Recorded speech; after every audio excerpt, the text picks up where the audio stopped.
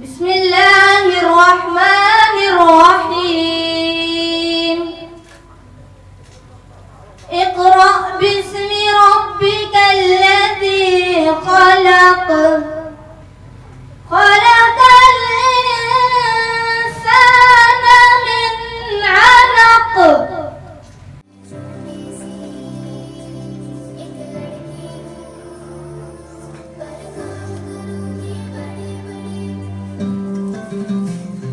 ये इनिशिएटिव 1995 में स्टार्ट हुआ।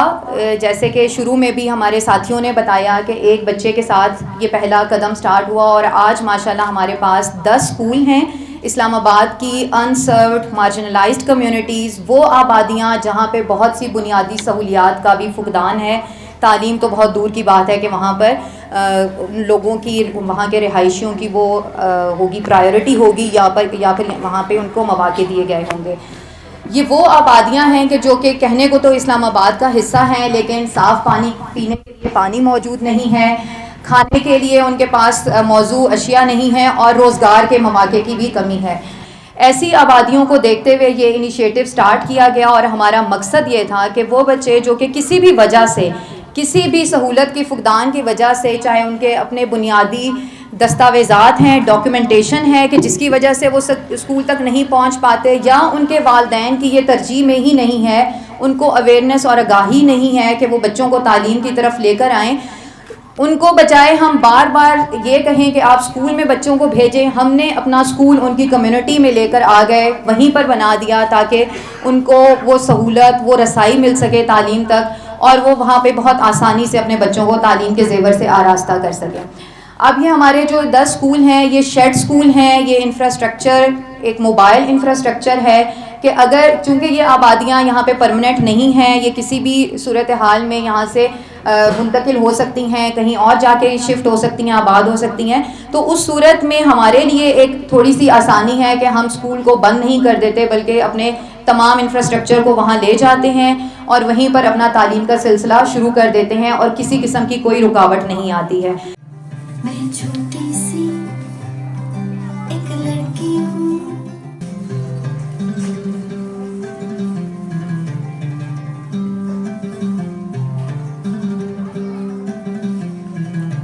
मैं छोटी सी एक लड़की हूँ, पर काम करूँगी बड़े बड़े। मैं छोटी सी एक लड़की हूँ, पर काम करूँगी बड़े बड़े बड़े बड़े बड़े बड़े। मैं उड़ सकती हूँ हवाओं में, मैं चढ़ सकती हूँ पहाड़ों पर, मैं मैदानों में दौड़ती हूँ और सबसे आगे जाती हूँ। मैं छोटी सी एक लड़की हूँ, पर काम करूँगी बड़े बड़े बड़े बड़े बड़े बड़े हुए तारीकी से लड़ सकती।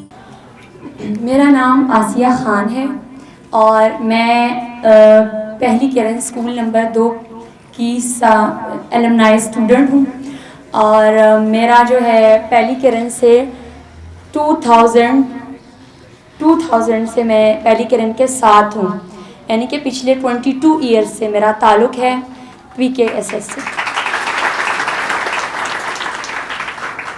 पहली किरण PKSS जो है वो मेरे इलाके गोला रेलवे स्टेशन में फ़र्स्ट टाइम पे हमारे मोहल्ले में एक छोटा सा स्कूल खुला, 1 रूम का था वो तकरीबन। उससे पहले वो स्कूल कहीं किसी दरख्त के नीचे कोई 8-10 स्टूडेंट की एक टीचर की मौजूदगी में स्कूल खुला। बाद में जैसे जैसे स्ट्रेंथ बढ़ती गई तो वहाँ पर एक रूम में वो स्कूल एक टीचर ने खोल लिया और वो मेरी टीचर जो थी उनका नाम मैम रुबीना था और मैम रुबीना के वालिद साहब के साथ मेरे वालिद साहब वेजिटेबल्स का काम करते थे। तो उनके वालिद ने मेरे वालिद साहब को कन्विंस किया कि अपने बच्चों को स्कूल भेजें। हम उस टाइम पे तकरीबन 2000 में हम 4 बहन भाई थे, 3 बहनें और 1 भाई था हमारा। पीछे से हमारे आबा अजदाद का ताल्लुक काबुल से था, लेकिन हमारी पैदाइश यहाँ पर हुई, पले बड़े यहाँ, जो पढ़ाई हमने की, स्टडी की, वो इस मुल्क के अंदर हमने की। और इसी तरह मेरे पेरेंट्स नहीं मानते थे, लेकिन मेरी पेरेंट्स में मेरी वालदा कहती थी कि मेरे बच्चे पढ़ें, क्योंकि मेरी वालदा खुद पढ़ी भी नहीं थी, लेकिन वो खुद कहती थी कि मेरे बच्चे पढ़ें, उनका फ्यूचर बन सकें। हुए तारीकी से लड़ सकती। जैसे मेरी स्टडी का जहाँ से आगाज़ हुआ वो ऐसे था कि मैं ऐसे ही बाइक खेल रही थी, तो हमारे स्कूल आसपास में टीचर्स विजिट कर रही थी स्टूडेंट्स को जो है दाखिला देने वाले के लिए स्कूल में। वहीं पे ही मैं भी इनको मिली और इन्होंने मेरे वालिदैन से बात की, क्योंकि मेरा भाई बहुत छोटा था तो मैं उसके संभालती थी और मैं स्कूल नहीं जाती थी, ना ही मेरा छोटा भाई स्कूल जाता था। तो जब आए इन्होंने विज़िट किया, मेरे वालिदैन से बात की कि आप भी अपनी बेटी को स्कूल में डालें।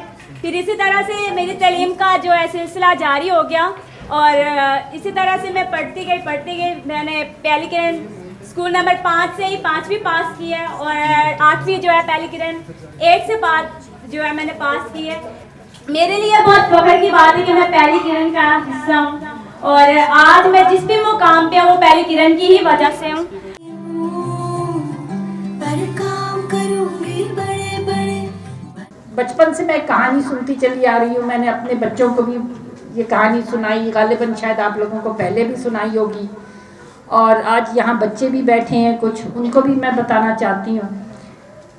हज़रत मूसा का ज़माना था और एक बहुत काबिल बुज़ुर्ग कहीं सड़क के ऊपर चलते हुए जा रहे थे, तो एक चींटी पास से गुजरी और उन बुज़ुर्ग ने चींटी को सलाम किया, तो चींटी ने जवाब नहीं दिया और चींटी चलती चली गई। तो बुज़ुर्ग ने सोचा कि मैं इतना बड़ा आलिम हूँ, बुज़ुर्ग हूँ, इस चींटी ने मेरी सलाम का जवाब क्यों नहीं दिया। कुछ देर बाद वो चींटी हाँफती काँपती वहीं से दोबारा गुजरी और वो उन बुज़ुर्ग के पास आई और उसने माफ़ी मांगी और कहा कि मैं आपसे माफ़ी चाहती हूँ कि मैं यहाँ से गुज़र रही थी, आपने सलाम किया, मैं जवाब नहीं दे सकी क्योंकि मेरे मुंह में पानी का कतरा था। तो उन बुज़ुर्ग ने कहा कि मगर ये पानी का कतरा लेके तुम कहाँ भागी जा रही थी। तो कहने लगी आपको नहीं पता, नमरूद ने आग लगाई है इब्राहिम को जलाने के लिए, सॉरी मूसा कह गई मैं, इब्राहिम को जलाने के लिए आग लगाई है।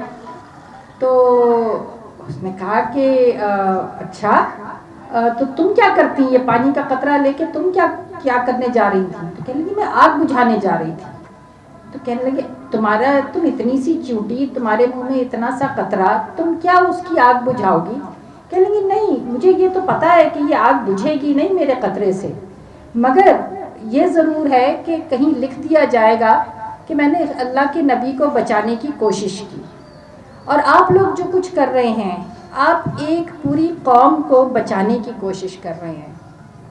एक बहुत बड़ा ये आप लोगों के ऊपर अल्लाह ने आपको जिस जगह पे खड़ा किया है, ये मैं समझती हूँ कि तालीम देना, पढ़ाना, किसी को इस काबिल बनाना कि वो अपने नाम की शनाख्त कर सके, ये बहुत बड़ी चीज़ होती है। हमारे यहाँ इसका लोगों को अंदाज़ा नहीं है।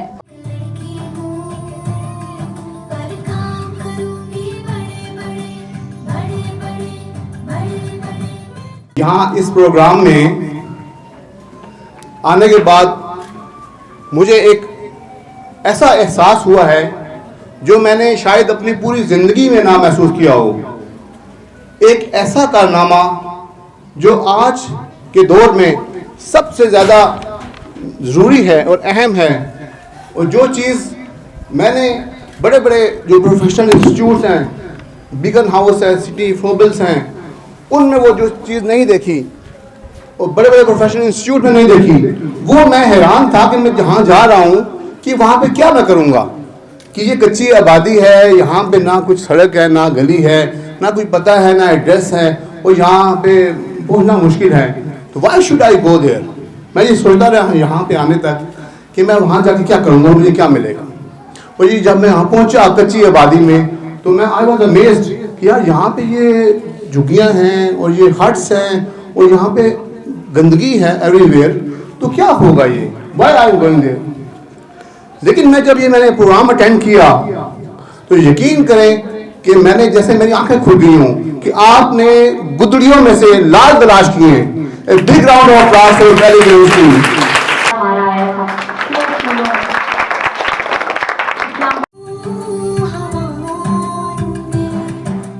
तक पहली ग्रेड स्कूल्स ने हमारी बहुत मदद की है और आगे भी हमें ये उम्मीद है कि जहाँ कहीं हमें इनकी मदद की जरूरत होगी और जहाँ हमारी मदद की इनको जरूरत होगी, हम जरूर इनके साथ रहेंगे।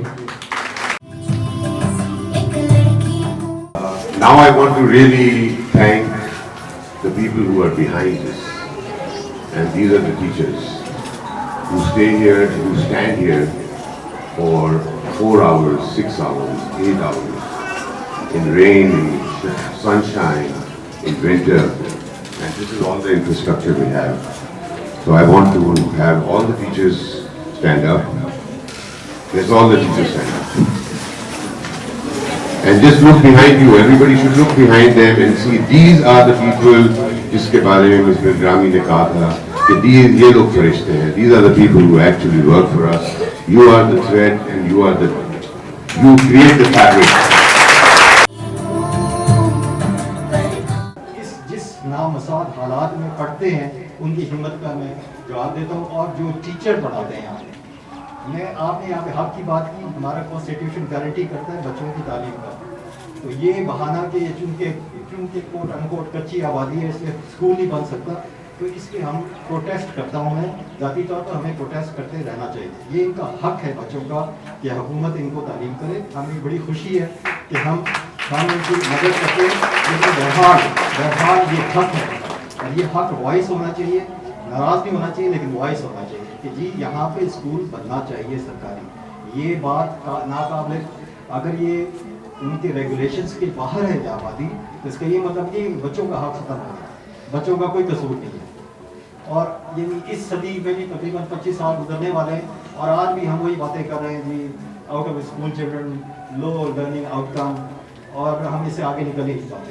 दुनिया बच्चों से मैं आपको सिर्फ इतना कहूँगा कि ये दुनिया एक छोटी सी बात कि अब जो ज़माना आ रहा है इसमें आपको सारी उम्र सीखना पड़ेगा. Self learning.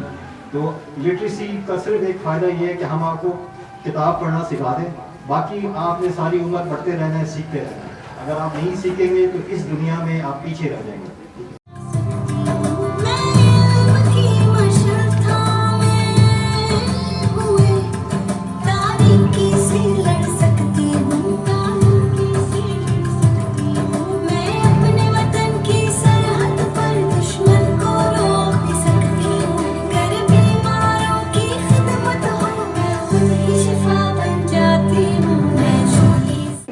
मैं आप सबका बहुत शुक्रगुज़ार हूँ कि आपने ये वीडियो देखने की वक्त निकाला. मैं आपसे ये गुजारिश करूँगा कि आप हमारी नई वीडियो आने तक हमारे इस चैनल से जुड़े रहें और इस वीडियो को ज़्यादा से ज़्यादा शेयर करें ताकि ये सोशल सेक्टर का, डेवलपमेंट सेक्टर का जो एक अच्छा काम हो रहा है इसका पैगाम ज़्यादा से ज़्यादा लोगों तक पहुँच सके. इस चैनल को सब्सक्राइब कीजिए, इसकी वीडियोज़ को देखें, इस पर कमेंट्स कीजिए और ज़्यादा से ज़्यादा अपने हल्का अहबाब में इसको शेयर कीजिए. ठीक है, आप सबका बहुत बहुत शुक्रिया.